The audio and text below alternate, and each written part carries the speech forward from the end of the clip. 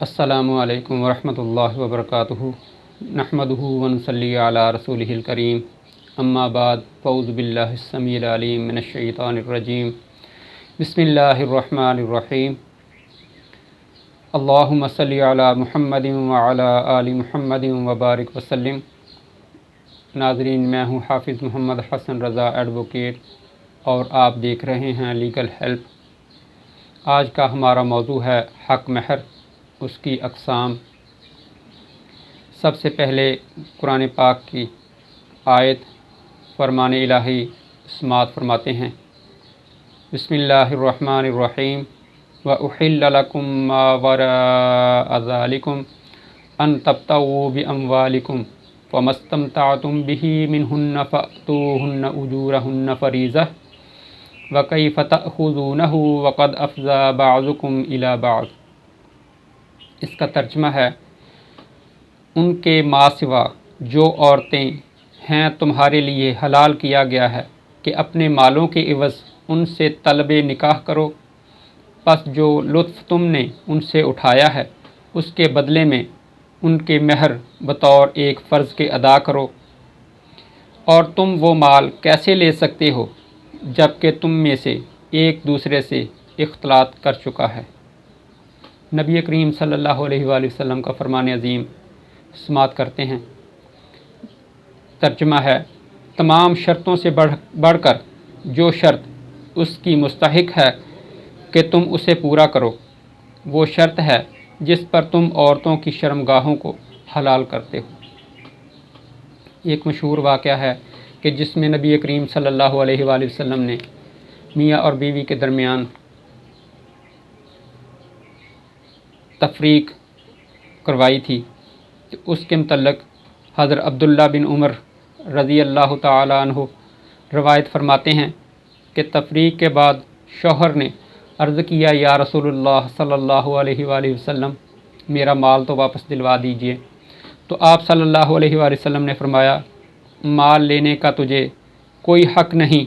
अगर तूने उस पर सच्चा इल्ज़ाम लगाया है तो उसकी शर्मगाह जो तूने अपने लिए हलाल की थी उसके मुआवजे में वो माल अदा हो चुका। और अगर तूने उस पर झूठा इल्ज़ाम लगाया है तो माल लेने का हक़ तुझसे और भी ज़्यादा दूर हो गया, यानी फिर तो तुम माल लेने का हक़ बिल्कुल भी नहीं रखते। अब आते हैं कि हक़ महर जो है उसकी तारीफ़ क्या है।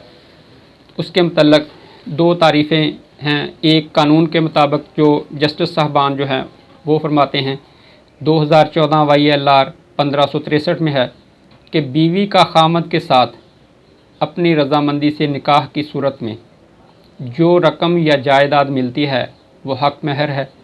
जबकि मुहम्मदन लॉ में हक़ महर की जो तारीफ़ बयान की गई है उसके मुताबिक महर वो रकम या माले दीगर है जिसे बाइवज़ निकाह शौहर से हासिल करना बीवी का हक़ होता है। यानी ये एक ऐसी जायदाद या रकम है जो बीवी को उस वक्त हासिल होती है जब वो अपने निकाह में या किसी मर्द के निकाह में जाती है और अपने आप को उसके लिए हलाल करार देती है। इसमें रकम जो है वो मामूली भी हो सकती है और रकम बहुत ज़्यादा भी हो सकती है। इसमें जो अदा करने वाला शौहर है उसकी हैसियत के मुताबिक है। इसमें ज़रूरी नहीं है कि जो उसकी मौजूदा हैसियत है उसके मुताबिक ही हक़ महर जो है वो मुकर्रर किया गया हो या वो उसी को अपने लिए बाइसे अदायगी, काबिल अदायगी करार दे। ऐसा भी हो सकता है कि मौजूदा हालात में वो उसके स्टेटस से बहुत ज़्यादा हो, लेकिन आने वाले वक्त में अल्लाह ताला उसके लिए आसानियाँ पैदा फरमा दे और वो अदा कर सके। सबसे पहले हक़ महर जो है उसकी अक़साम की तरफ आते हैं। तो हक़ महर जो है उसकी बेसिकली दो अक़साम हैं, अदायगी के लिहाज से और दो हैं तकर्रर के लिहाज से। अदायगी के लिहाज से या तकर्रर जो है कि कितना महर जो है वो अदा किया जाएगा और कितना महर जो है वो मुकर्रर होगा, तो उसके मुतल्लक है कि महर मुसम्मी या महर मिसल। महर मुसम्मी जो है ये ऐसा महर है जो शौहर ऐसी रकम अपनी बीवी के लिए मुकर्रर करता है, अगरचे वो उसके वसाइल से परे हो और ख्वाह उसकी अदायगी के बाद उसके वरसा के लिए कुछ ना बच सके, तो ऐसा जो हक महर है वो महर मुसम्मी कहलाएगा। लेकिन किसी भी हालत में वो 10 दिरहम से कम मुकर्रर नहीं कर सकता। ये मोहम्मदन लॉ जो है इसके मुताबिक ये शर्त है कि वो कम अज़ कम 10 दिरहम जो हैं उसके मुताबिक भी महर मुसम्मी जो है मुकर्रर किया जाएगा। अब आ जाता है कि महर मिसल। अगर तो निकाह करते हुए महर मुकर्रर किया गया है तो ऐसी सूरत में फ़रीक़ैन के दरमियान कोई भी रकम, कोई भी जायदाद मनकूला या गैर मनकूला बतौर हक महर मुकर्रर हो सकती है। और अगर बवक्त निकाह हक महर मुकर्रर नहीं किया गया तो ऐसी सूरत में औरत बवक्त अलहदगी या बवक्त वफ़ात, बवक्त फसख निकाह वो मिसल हक महर लेने की हकदारा होगी जो उस औरत के पिदरी ख़ानदान में अदा हो रहा हो या मुकर्रर किया गया हो। जैसे उसकी बहनों का, अगर बहनें नहीं हैं तो उसकी फूफियों का, उसे महर मिसल के नाम से जाना जाता है।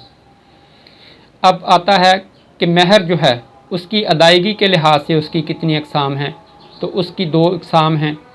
सबसे पहले है महर मुअज्जल या महर गैर मुअज्जल। महर मुअज्जल वो महर है जो फ़ौरी तौर पर अदा कर दिया जाता है या इंदुत तलब कहलाता है। इसे हम गैर मुअज्जल भी कहते हैं। मुअज्जल जो है ये उजलत से है कि फ़ौरी तौर पर मौका पर अदा कर दिया जाए, या खलवत से पहले अदा हो या खलवत के फ़ौरी बाद अदा कर दिया जाए, या औरत जब भी उसका मुतालबा करे तो वो हक महर जो है अदा कर दिया जाए। तो ऐसा महर जो है मुअज्जल या गैर मुअज्जल कहलाएगा। दूसरा निकाह है गैर मुअज्जल या मुवज्जल। ये उसके बिल्कुल उल्ट है। इसमें एक वक्त जो है उसका तयन किया जाता है। वक्त कौन सा है? जब निकाह फसख होगा तब वो हक महर जो है काबिल अदायगी होगा। अगर फसख नहीं होता, उससे पहले बीवी की वफ़ात हो जाती है, तो ऐसी सूरत में काबिल अदायगी होगा। या ख़ामंद की वफ़ात हो जाती है तो ऐसी सूरत में औरत जो है वो हासिल करने की हकदार होगी। अगर बीवी का इंतकाल हो जाता है और हक महर अदा नहीं हुआ तो उसके जो कानूनी वरासा हैं वो उसके ख़ामंद से हक महर की वसूली के लिए नालिश कर सकते हैं, दावा दायर कर सकते हैं, मुतालबा करने का हक रखते हैं। और अगर ख़ामंद पहले फ़ौत हो जाता है तो ऐसी सूरत में बीवी उसकी जायदाद से अपना हक महर वसूल करने का हक रखती है। अगर वो अदा नहीं किया जाता तो इस सूरत में बीवी उस जायदाद पर अपना कब्ज़ा बरकरार रखने का हक रखती है। इसके अलावा मियाद है कि कितने अरसे तक बीवी जो है वो हक महर का दावा दायर कर सकती है। तो इसमें है कि अगर तो इंदुत तलब है तो जब उसने मुतालबा किया और उसे अदा नहीं हुआ तो उसके बाद 3 साल के अंदर अंदर वो दावा दायर कर सकती है। और अगर महर मुवज्जल है या गैर मुअज्जल है तो ऐसी सूरत में जब उसका वक्त मुकर्रा आ जाए, निकाह फसख हो गया हो, तो फ़ौरी तौर पर काबिल अदायगी है।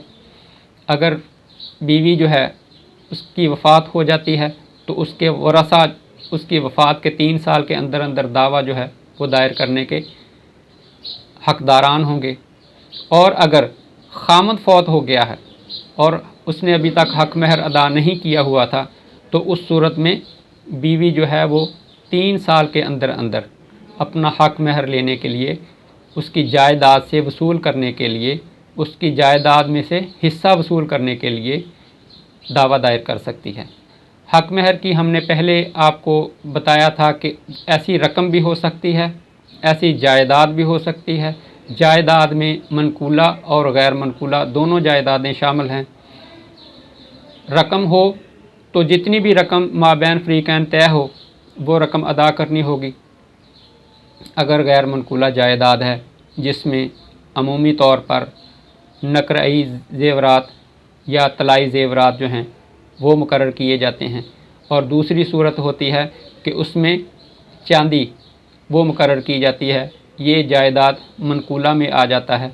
जबकि गैर मनकूला जायदाद कोई मकान, कोई ज़रई अराज़ी, कोई प्लाट, कोई हवेली, कोई बंगला, ये चीज़ें भी बतौर हक महर जो है मुकर्रर की जाती हैं। नाज़रीन, ये था हमारा आज का मौजू हक महर। उम्मीद है आपको हमारी वीडियो पसंद आई होगी। लाइक करें, शेयर करें। जज़ाकुमुल्लाहु अहसनुल जज़ा। अस्सलामु अलैकुम।